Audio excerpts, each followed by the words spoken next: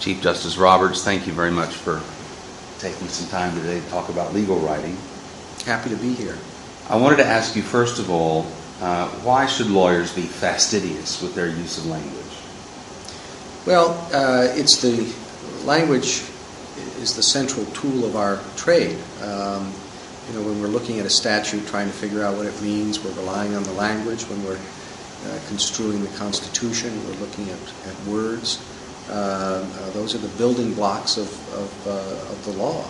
And so if we're not fastidious, as you put it, with language, it dilutes the effectiveness and clarity of the law. And so I think it's vitally important, whether it's a lawyer arguing a case and trying to explain his position, whether it's a legislator writing a law, or whether it's a judge trying to construe it. At every stage, those lawyers have to be, the more careful they are with their language, I think the better job they're going to do in capturing in those words exactly what they want the law to do, in persuading a judge how to interpret it, and as a judge in giving a good, clear explanation of what the law is.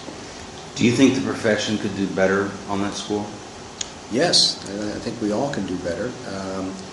We read hundreds, thousands of briefs in the course of a year at the Supreme Court, and some are more effective than others. And it's just a different experience when you pick up a well-written brief. You kind of get a little bit swept along with the argument, and you can deal with it more clearly rather than trying to hack through. It's almost like hacking through a jungle with a machete to try to get to the point. You expend all your energy trying to figure out what the argument is, as opposed to putting your arms around it and seeing if it works. On some of the cases on which you grant cert, are you still, when you read the briefs, having to hack through with a machete?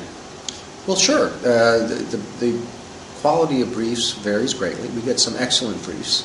We get a lot of very, very good briefs, and there are some where the first thing you can tell in many of them is that the lawyer really hasn't spent a lot of time on it, to be honest with you. You can tell that if they'd gone through a couple more drafts, it would be more effective. It would read better. And for whatever reason, they haven't devoted that energy to it. Well, that tells you a lot right there about that lawyer's devotion to his client's cause. And that's very frustrating because you're obviously dealing with very important issues. We depend heavily on the lawyers. Our chances of getting a case right improve to the extent the lawyers do a better job. And when you see something like bad writing, the first thing you think is, well, if he didn't have enough time to spend writing it well, how much time did he spend researching it? How much time did he spend thinking out the ramifications of his position? You don't have a lot of confidence in the substance if the writing is bad. Do you find it interesting that here in Washington we have all these different mechanisms for mooting cases? And some people will have 5 moot courts before getting in to argue before you.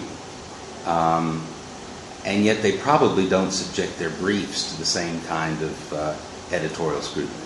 Well, some do and some don't, but it's a very good point. The oral argument is the tip of the iceberg, the most visible part of the process, but the briefs are more important. I don't think anybody would dispute that. And they should have as much time and energy devoted to them as the oral argument preparation. I've been listening to some of your oral arguments recently, and they're generally breathtakingly good. What's it like being on the other side of the bench? It's easier, first of all, at least at the oral argument stage. I enjoy the arguments very much. I mean, I always did when I was a lawyer. But, as a lawyer, you've got to be prepared to answer 1,000 questions. You might get 80, you might get 100, but you've got to be prepared to answer more than 1,000. As a justice, you just have to ask whatever you think might help you decide the case. So it's a lot more relaxed being on the asking side of the bench. But they've always, I remember saying when I was a lawyer, you hope to engage the court in some kind of a dialogue, and a dialogue among equals. So if it's going to be that, both the judge and the lawyer have to have devoted a sufficient amount of time to preparing for the argument.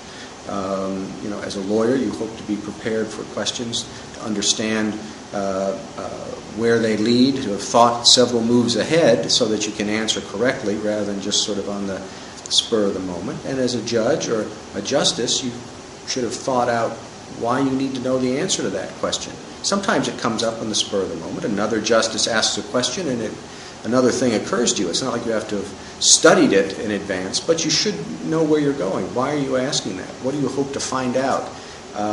And so you do have to prepare as a judge as well. It's a lot less nerve-wracking, though, because you can ask stupid questions. It's a lot less harmful than giving stupid answers. In society in general, why does it matter how well judges write? Well, judges, the opinions are going to be used for lawyers, for other judges, to tell them what the law is. It's an explanation of what the law is. And just like a judge doesn't want to expend all his or her energy trying to figure out what the lawyer's trying to say in a badly written brief, you don't want a trial judge to miss the point of an opinion or to not understand it because it was poorly written. You certainly don't want lawyers, if they're trying to advise clients on how to conform to the law or what the law is, you want them to be able to look at an opinion and leave it with some understanding and not just more confusion. And certainly for the future as well. I mean, we pick up the books in our chambers and you get a case from 1872 or whatever it is, and you want to read it and understand what their view of the law was and what the precedent means. And if it's poorly written, sometimes you just kind of throw your hands up and look for something else. That's not good. You mentioned the late 19th century. That was kind of the low point of American judicial writing, don't you think? Well, you have good writers in every era. And certainly our profession has gone through periods. It's the same with contracts. You can look at an old contract and it's filled with jargon and legalese and whereas and heretofore and form, and you just wonder why they didn't just, people didn't talk that way and why they felt compelled to shift into a different language when they're writing a contract. And it's the same with opinions. There's a certain style that could be a little confusing, but there are good writers back in that era, just as there are today, and bad ones then, just as there are today as well. Who have been your most important teachers of writing? Well, it's always the case. The best teachers of writing are good writers who you read, and you kind of absorb it when you read them. Someone like a Justice Jackson, you read one of his opinions, and it makes an impression on you, not just the law, but the felicity of expression and the breadth of analogy and reference.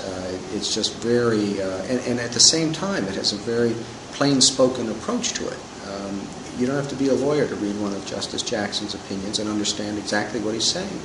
And that's very valuable. Certainly the judges I clerked for, Henry Friendly was a brilliant writer and had a way of exposition that just revealed the thought and decision process. If you ever pick up one of his opinions, he walks you exactly through how he reached the result. He said, you begin with this, whether it's the language, and it raises this concern, and you pick up this case, and he walks you through, and it's very revealing and very clear. Justice Rehnquist, for whom I clerked, to some extent a very different writing style, but a crisper diction to his language, if that makes sense in the written word, and yet the same clarity also taught me a great deal about writing. There's kind of a beautiful symmetry in Jackson's having had Rehnquist as a clerk and Rehnquist having had Roberts as a clerk. There is this sort of lineage. Did you have the feeling that then Justice Rehnquist was passing on some things to you that he had learned from Jackson?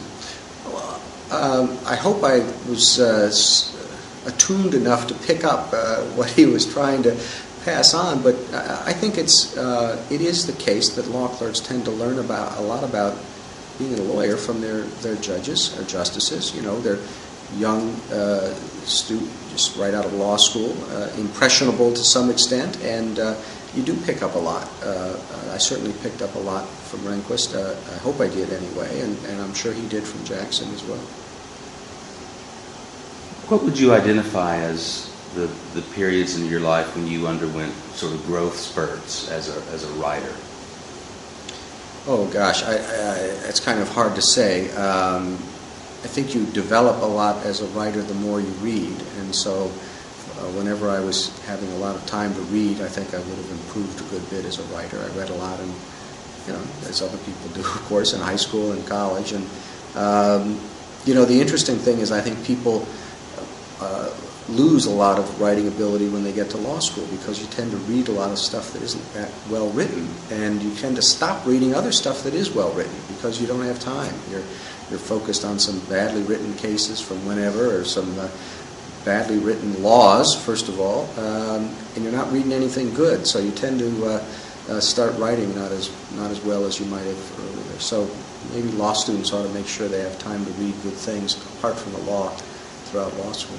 And the casebook method, brilliant as it is, could have some very bad consequences in what it does to people's writing, couldn't it? Well, there are in the law some brilliantly written, important opinions that people read.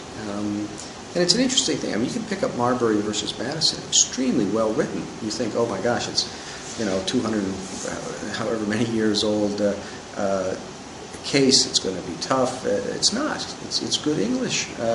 And something 100 years later, you just can't understand what they're trying to say. I'm not a law professor, but those who write the case books ought to spend some time making sure the opinions they put in are well written too. That'll help teach good writing in addition to the substantive law.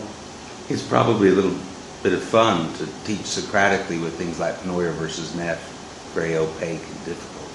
Right. But there again, you expend so much energy trying to figure out what they're trying to say that you can't deal with the legal concepts as much. And I think that's a problem. Chief Justice Rehnquist was a stickler about words, wasn't he? He didn't like the non-word irregardless. He could be a ruthless editor of memos or drafts or briefs, and it's good to know. As a lawyer, you need to know your audience, and if you know there's a word or a phrase or style of grammar that's going to annoy your reader, you want to make sure you don't put it in. What are the most annoying things to you when you read a brief? I don't have any great fetishes about particular language. It's more lack of clarity that bothers me. I mean, if you just sit there and read a sentence and just have to go back and read it again, you do lose. I think pacing is so important in whether you're a lawyer writing a brief or a judge reading it. You want to take the judge, by the hand and lead them along with some degree of drama to get them to, when you're going to be making the major points, have some degree of anticipation. And if they're slogging through each sentence because it's just not really very clear, you're going to lose that, and then it becomes a real chore as opposed to a pleasure. You mentioned Chief Justice Rehnquist is quite an editor. He was also an occasional editor of oral argument, wasn't he? He would stop people if they were didn't have quite the right word or were misusing an expression. Yes. Is that your style as well, or have you not? No, not really. It kind of depends on the pace of the argument and what's going on. I'm not going to stop in the middle and say someone's used a wrong bit of grammar. No, but it's like these analogies are probably not very insightful and maybe a bit trite, but it's like music. If you're listening to music and somebody hits the wrong note, it kind of detracts from it and you hear it. It's the same way there. If they're making a point and you notice it. And if you notice it, you're not noticing the argument. You're noticing the words, and that's unfortunate.